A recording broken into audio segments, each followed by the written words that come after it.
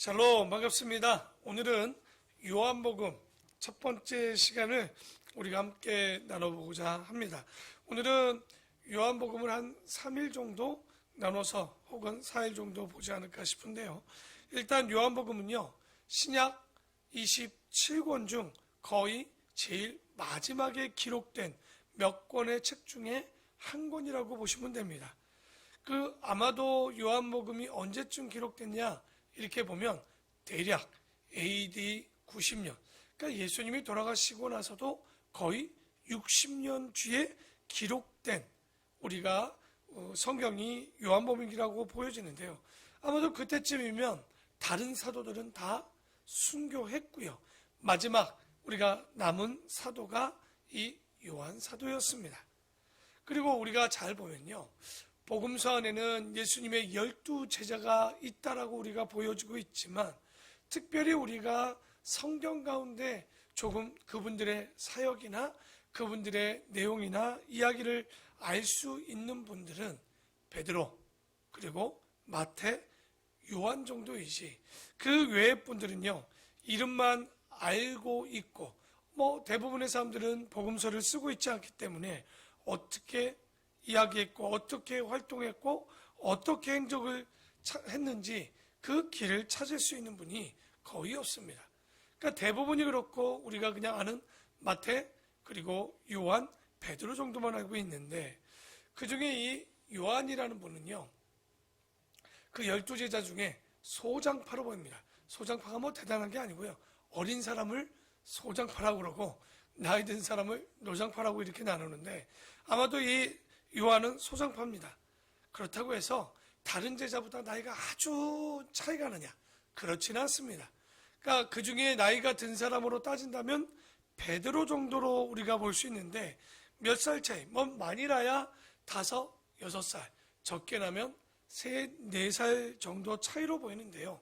워낙 나이 차가 별로 나지 않으니까 그 중에 젊은 사람, 소장파로 나눈다면 별로 차이 나지 않지만 우리가 요한 정도로 나이 차가 나는 것을 좀 볼 수 있습니다. 그리고 이 요한이요, 다른 어떤 제자보다 사랑을 많이 받았던 것으로 보여집니다. 그럼 왜 예수님께 사랑을 많이 받았을까? 우리가 좀 궁금하고 또 알아봐야 우리도 그분의 길을 좀 걸을 수 있지 않을까 싶은데요. 일단 요한은요, 예수님의 제자로 뽑힌 이후에 보면 제일 먼저 아침에 출근한 것으로 보여집니다. 그리고요, 퇴근은 누가 제일 늦었을까요? 퇴근도 요한이 제일 늦었다라고 보여집니다. 예수님이 어떤 일들을 할 때 제일 먼저 움직인 사람은 누굽니까? 달리기적으로 보면 아마 성경상에서는 베드로가 제일 빨라 보여요. 항상 제일 빠른데 문제는 뭡니까? 제일 빨리 또 사라지시는 분도 베드로이지 않는가 싶은데, 그런데 실제는 달리기도 보면 요한이 제일 빠를 겁니다. 하지만 이 요한의 성품을 보면요, 우리가 제자 아닌 사람 중에 세밀한 사람이 누가가 있었죠. 그 세밀함처럼 요한복음도요, 잘 보면 모든 일을 항상 그 모든 일에 있어서 세밀히 챙기고요, 시작을 봤다면 끝까지 뒤를 보는 성품이 요한의 성품입니다. 그런데 그가 달리기가 빠름에도 불구하고 앞장서지 않습니다. 그러나 늘 뒤에서 예수님의 행적을 다 보고요, 퇴근할 때도 보면 예수님의 방에 불이 다 꺼지면 사라지는 그런 모습들을 봅니다. 어떻게 그렇게 할 수 있어요? 목사님 또 묻지요? 왜냐하면 우리가 다른 어떤 제자도 보지 못한 니고데모의 이야기, 우리가 잘 보면 왜 니고데모가 언제 찾아왔던 거예요? 모든 사람들이 퇴근하고 없었던 저녁 늦은 시간, 이 바리새인이었으면서도 이 공의회 회원이었던 이 니고데모가 예수님을 찾았던 장면을 보게 됩니다. 굉장히 그런 모습들까지 저녁까지 있었기 때문에 우리가 예수님의 그런 것들을 보았던 거죠. 그래서 이런 모습, 그래서 항상 그럼 베드로가 좋은 사람이에요, 요한이 좋은 사람이에요 라고 할 수 없습니다. 베드로는 베드로의 특징이 있고요, 요한은 요한 나름대로의 특징이 있는데, 정말 우리가 감사한 것은 베드로와 요한이 상충되는 제자가 아니라 오히려 보완할 수 있는, 여러분 다 요한 같아 보십시오. 아마 여러분이 여자들이라면 요한하고 살면 좀 피곤할 수 있어요. 그러니까 베드로라고 사면 정말 빨리죠. 뭐 시키면 바로바로 해줍니다. 다만 10개 시키면 10개를 다 안 할 것 같아요. 그럴 때 누가 또 필요합니까? 요한 같은 사람이 필요하죠. 그 나머지 부분들을 채워서 마무리하는, 이렇게 상호 보완되어지는 제자가 아마도 요한과 베드로이지 않는가. 그래서 조화를 잘 이루고 있다고 보입니다. 근데 요한의 눈매가 그냥 우리가 볼 때는 마냥 부드러워 보이죠. 근데 성지순례 가서 요한의 그림이나 그분의 이렇게 표현한 성화들을 보면요, 굉장히 눈이 매섭습니다. 그러니까 눈이 매섭고요, 나이가 들어서 그런지 모르지만, 그런 그림인지 모르지만 굉장히 예리하게 보입니다. 날카롭게 보이죠. 그리고 그의 성품을 보면 굉장히 투명하고 섬세하고 굉장히 어떤 모습에 숭고하고 또 그렇다고 복잡하지 않습니다. 굉장히 단순하며 주님만을 보는 그런 성품들을 갖고 있는데, 그리고 이분이 다른 제자들보다, 어떤 분들보다 눈이 예리하고요, 귀가 밝습니다. 그러니까 성경의 요한복음에 보면 다른 사람들이 듣지 못하고 보지 못했던 것들을 아주 기억해 두었다. 그것도 굉장히 시간이 지난 60년 뒤에 그 예수님의 행적에 대해서 다 기록하는, 어떻게 보면 굉장히 탁월한 사람이 요한이지 않나 싶습니다. 그런데 요한이요, 그가 쓴 성경들을 보면 예수님이 돌아가시고 난 이후에 초기에 기록되지 않습니다. 12사도나 혹은 70인의 제자들이 다 세상을 떠났을 쯤 성경을 기록하는데, 이 신약 성경에 기록한 내용 중 가장 많이 기록한 사람이 누굴까요? 바울이죠. 우리가 바울이 13권 정도의 우리 서신과 그 책들을 썼다면 요한은 몇 권을 썼을까요? 우리가 알듯이 요한복음, 요한 1서, 짧지만 2서, 3서, 그리고 마지막 요한 계시록을 기록했기 때문에 누가도 사도행전과 누가복음을 기록했지만 내용상으로 보면 거의 누가랑 맞먹게 이상으로 쓴 사람이 아마도 요한이다, 이렇게 보여집니다. 아마도 예수님께서 요한을 금방 순교시키지 않은 이유가 뭘까? 아마도 요한의 성품을 하나님이셨던 예수님이 잘 알고 있었기 때문에 그랬을 거예요. 야, 요한아, 너는 죽지 말고 천수를 다 하고 올라와라. 너 성품대로 처음을 봤다면 끝까지 살펴보다가 다른 사도들이 순교해도 너는 순교하지 말고 남아있다가 네가 마지막 때쯤 아마도 이단 사이비들이 설칠 거다. 그때쯤 네가 그런 문제들을 잘 수습하고 성경의 마지막 뚜껑을 덮고 올라와라 그랬을 겁니다. 그 뚜껑이 뭡니까? 마지막 뚜껑, 요한 계시록을 덮고 올라와라 하지 않았는가. 그래서 여러분, 사이비 이단에 대해서 기록한 사람이 누굽니까? 뒤에 보면 요한 1서, 2서, 3서에 보면 이런 이단들을 저할 때 뭐라고 그래요? 그 전에 문 앞에 그 발도 들이지 말라고 그러고, 그리고 악수하지도 말라고 합니다. 그러니까 이단들에게 어떠한 이단들인지를 잘 아는 거죠. 이야기한다고 듣지 않아요. 벽하고 얘기하는 게 더 나을지도 모른다고. 아마 그런 이야기들을 통해서 요한계시록을 잘 기록해서 이렇게 성경의 뚜껑을 덮고 더 이상의 계시가 없음을 우리가 요한을 통해서 깨닫게 되는데, 그래서 계시록의 내용들, 종말의 내용들을 보면 복음서 안에도 좀 나오죠. 마태복음에도 나오고 누가복음에도 나오고 요한복음에도 나옵니다. 근데 그 내용들을 잘 보면요, 그 내용들 가운데 아마 다른 사람들, 다른 기자들이 쓴 그 복음서 뒷번에 그 아주 종말론적인 소스를 조금 넣어놓습니다.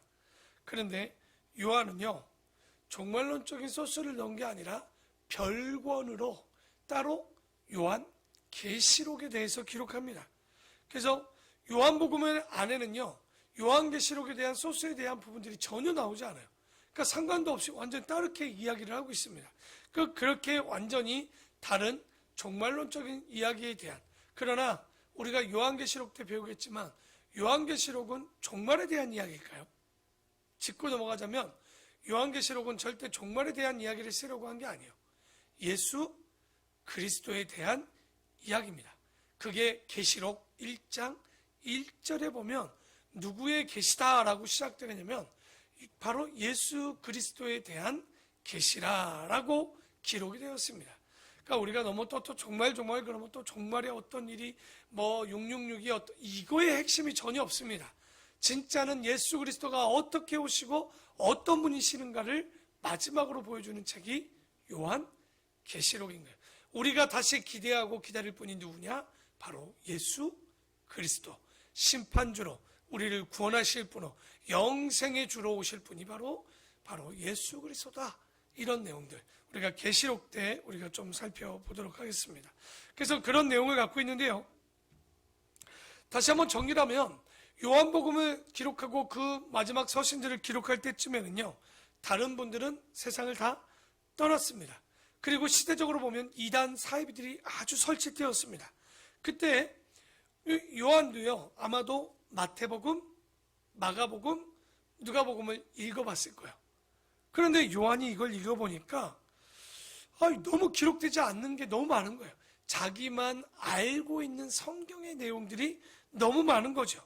그러니까 앞에 분들이 다 챙기지 못하고 알지 못하고 기억하지 못했기 때문에 요한이 아무래도 자신이 그 이단들이 왜 설치겠습니까? 성경, 예수님에 대해서 제대로 말씀하지 않으니까 아무래도 그분에 대해서 다시 한번 보충해서 써야 되겠다. 그래서 쓴 책이 뭐예요? 바로 마지막에 기록된 요한 복음입니다. 복음서 중에 마지막에 기록됐죠. 그래서 요한이 볼 때 그 다른 복음서에 빠진 게 있고 그리고 빠진 것을 챙기고 그리고 이런 것들을 챙기는 은사가 바로 요한에게 있지 않습니까? 우리도 교회 안에서 보면 그런 분들이 있어요. 교회 제일 일찍 왔다가 교회 제일 마지막 가는 분들이 있죠. 그게 뭐겠습니까? 아마도 이런 사람들이 정말 복 받을 수 있어요. 뭐 또 그렇다고 또 아침 일찍 와서 늦게 갔다고 무조건 복 받는다는 얘기가 아니라 어떤 성품이라는 얘기입니까? 남들이 보지 않는 부분들을 살필 수 있는 눈, 그리고 목회자가 챙기지 못하는 부분들도 챙기는 이런 사람들, 아마도 그런 사람들에게도 요한과 같은 복이 좀 있지 않을까 싶습니다. 요한복음은요, 세 가지 신학이 좀 정확히 들어가 있습니다. 요한복음의 시작, 요한복음 1장을 한번 볼까요? 1장을 펴놓고 우리가 먼저 보면요, 요한의 신학은 로고스 신학이라고 얘기합니다. 그러니까 로고스 신학이라는 게 뭐냐? 예수 그리스도를 1장 1절에 뭐라고 합니까? 태초에 로고스가 계셨다. 한번 볼까요? 1장 1절에서 3절 우리 다 같이 한번 읽어보겠습니다. 시작. 태초에 말씀이 계시니라. 이 말씀이 하나님과 함께 계셨으니 이 말씀은 곧 하나님이시니라. 그가 태초에 하나님과 함께 계셨고 만물이 그로 말미암아 지은 바 되었으니 지은 것이 하나도 그가 없이 된 것이 없느니라. 자, 질문합니다. 이 말씀이라는 것을 헬라어로 풀면 로고스예요. 이 말씀이 누굴 얘기하는 겁니까, 지금? 태초에 말씀이 계셨대. 누굴 말하는 거예요? 하나님 얘기하는 거예요? 왜냐면 이 말씀이 하나님과 계셨다는데요. 하나님이 하나님과 계셨다 이런 말 아니겠죠? 분명히 지금 좀 전에 읽었잖아요. 태초에 하나님과 함께 계셨고 잘 모르겠죠. 그래서 한번 봅시다. 14절 봅시다. 이것도 다 같이 읽어볼게요. 시작. 말씀이 육신이 되어 우리 가운데 거하심에 우리가 그의 영광을 보니 아버지의 독생자의 영광이요 은혜와 진리가 충만하더라. 다시 묻습니다. 이 말씀은 누구죠? 그렇죠. 말씀이 육신됐다는 말에 딱 우리가 감이 오지요. 다시 말해서 성자 예수님도 태초에, 그래서 우리가 창세기 1장 26, 27절 뭐 이하에 보면 우리의 형상 따라 우리의 모양대로 지었다라고 그러죠. 왜 하나님은 단수인데 왜 복수로 기록했을까요?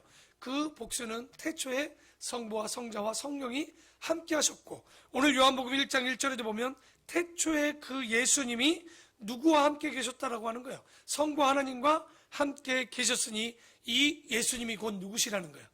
하나님이시라는 이야기를 지금 하고 있는 거죠. 그러니까 우리가 성경을 그냥 막 읽으시면 안 됩니다. 그래서 말씀이 뭐지라고 궁금도 해보셨어야 되는데, 그러니까 제가 여러분이 다 모를 거라고 생각했던 게, 이거 양육하다 보니까 이 말씀을 잘 이해 못하는 분들이 있더라고요. 근데 왜냐면 그게 1장 1절만 알아서 그래요.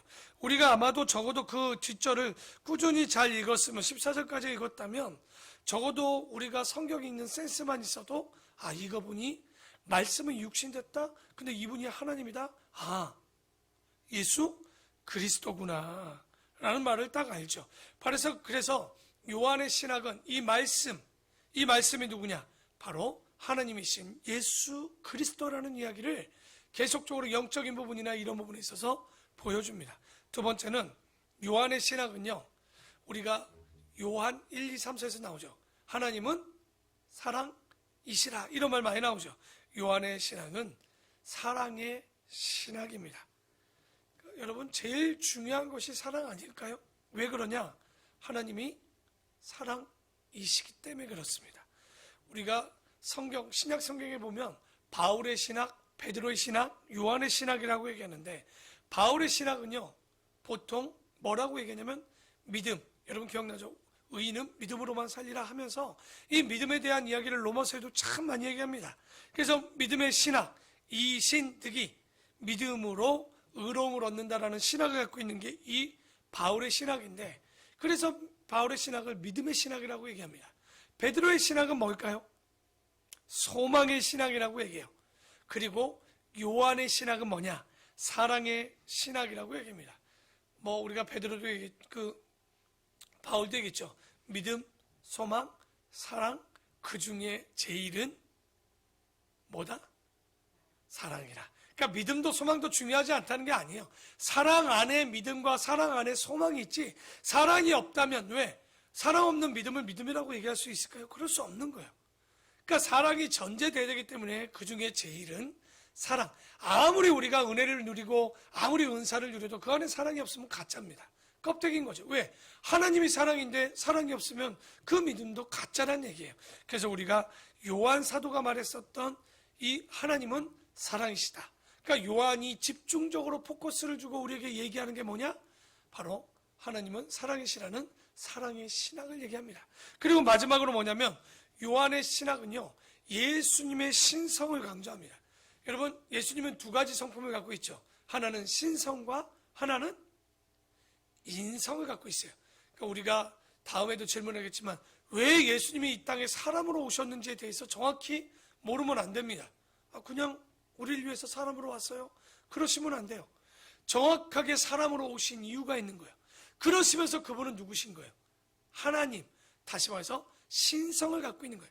요한복음에 보면 초월하신 예수님에 대해서 7가지를 얘기합니다. 그 초월하신 예수님을 뭐라고 얘기하고 싶었던 거예요? 이분이 우리와 같지 않음을 얘기합니다. 사람이지만 우리와 같지 않은 거예요. 사람이 되셨지만 우리와 같지 않은 거예요. 그게 바로 예수님의 신성을 강조하는데, 그러니까 이 요한은 뭐라냐면 예수 그리스도의 신성은요, 예수님의 능력과 굉장한 예언 정도 얘기하려고 하는 게 아니에요. 예수님의 안에는요, 하나님의 신성이 통째로 있는 거예요. 그러니까 그분이 하나님이라는 얘기를 하고 싶은 거죠. 그래서 예수님의 요한 신학의 방향은, 예수님은 모든 것을 뭐 하시는 분이냐? 초월하시는 예수님. 그분의 정체와 예수님의 사랑을 보여주고 있는데, 그래서 다른 복음서에 없는 도마의 신앙 고백을 마지막에 20장 이후에 얘기하죠. 그게 뭡니까? 나의 주, 나의 하나님이라는 고백을 하죠. 그러니까 요한은 예수님이 위로부터 오신 초월적인 분이시라는 것을 묘사하시면서 이분이 하나님의 아들임을 넘어서 이분이 누구시다? 하나님이시다. 마태복음 16장 16절에는 뭐라고 얘기했어요? 시몬 베드로가 대답하여 이르되 주는 그리스도시요 살아계신 하나님의 누구다? 아들로만 봤다면 요한복음이 요한이 찾아낸 건 도마의 고백을 통해서 그분이 나의 주님이시며 누구시다? 하나님이시까지 보신 거예요. 그 고백까지 찾아내서 기록했다는 거죠. 이거 대단한 거예요, 여러분. 그때 하나님의 아들로 인정하는 것도 힘들어 죽겠는데 그분이 하나님이래요. 이거는 정말 대단한 초월하신 하나님의 신성, 그 신성을 인정해야지만 가능했던 거죠. 그래서 족보를 살펴보면 마태와 누가와 요한의 족보를 한번 살펴보면요, 어떻게 되어 있습니까? 마태는 아브라함과 다윗의 자손 예수 그리스도의 족보다 이렇게 얘기를 하죠. 그런데 누가는 의사잖아요. 의사는 굉장히 생리적으로 볼 때 아빠와 엄마가 중요시할 때 아빠도 중요하지만 누가 더 중요하다고 보냐면 여자가 더 중요하죠. 그래서 누가의 족보를 보면요, 요셉은 별로 의미가 없고요, 여인의 후손 마리아의 아들이다, 바로 마리아의 족보를 기록하고 있습니다. 그런데 요한은 아브라함의 자손, 다윗의 자손, 마리아의 자손, 여인의 후손도 맞지만 그보다 더 중요한 누구의 후손 아들이라는 거예요. 하나님의 아들이다라는 것에 바로 예수 그리스도의 신성의 초점을 맞추고 있는 그 복음서가 요한복음이에요. 다시 한번 사복음서를 정리하면 여러분, 마태복음만 가지고 예수 그리스도를 봤다고 얘기할 수 없습니다. 마가복음만, 누가복음만 안 되는 거예요. 우리가 진짜 예수님이 누군지, 예수님의 인성과 신성을 다 살피려면, 그리고 그 두 분의 성품을 다 알아야 되는 거예요. 선지자 예수만 보면 안 돼요. 하나님 예수만 보면 안 돼요. 왜냐하면 그렇다면 굳이 사람이 되어서 이 땅에 왜 왔겠습니까? 그런데 우리가 생각보다 하나님의 아들, 바로 이분이 왜 인간으로 왔는지, 그분이 왜 오늘 로고스의 말씀처럼 하나님의 신지, 우리가 둘 다 이해하지 못하면 진짜 우리를 구원하러 오셨지만 왜 구원하시러 오시면서 굳이 사람이 되셨는가에 대해서 여러분 오늘 한번 고민해 보셔야 됩니다. 왜 예수님이 사람으로 오셨을까? 그러니까 우리의 죄를 위해서, 맨날 들은 건 있는데 우리의 죄를 위해서, 우리에게서 흠없는 양, 제물이 되기 위해서 이 정도까지가 아니라 그거보다 더 깊은 이야기가 있는 거예요. 그러니까 우리가 뭐 팁을 드린다면 우리에게 멜기세덱의 반차를 따라 제사장이 되셨다라고 얘기하죠. 그 제사장이 되신 이유, 그리고 그 번제, 흠없는 양이 되어주시는 저 어린 양을 보라. 우리가 이 두 가지를 다 품기 위해서는 꼭 사람이 되셨다, 뭐 정도만 우리가 얘기를 드리는데, 그래서 우리가 요한복음을 통해서 참 요한이 대단한 거죠. 우리가 그 성품을 잊지 맙시다. 하나님 앞에 그 말씀을 들을 때도 누가랑 비슷하게 모든 일에 처음부터 끝까지 자세히 살핀 사람이었어요. 그리고 모든 일에 성실한 사람이었어요. 우리가 이 시대를 살아가면서 교회 안에도 세상 가운데서도 믿지 않는 자들 가운데 성실함 없는 사람들이 참 많이 있습니다. 여러분, 믿음요, 우리가 서리집사가 되든 뭐 어떻게 보면 직분자가 되든 그 가운데 제일 먼저 가져야 될 게 저는 성실이라고 봅니다. 당연히 예절은 기본입니다. 그 성실함으로 주님이 오신 날까지 우리를 불러주셨다면 끝까지 함께하는 우리 아름답고 복된 요한과 같은 우리 귀한 성도들이 되기를 축원합니다. 기도하겠습니다.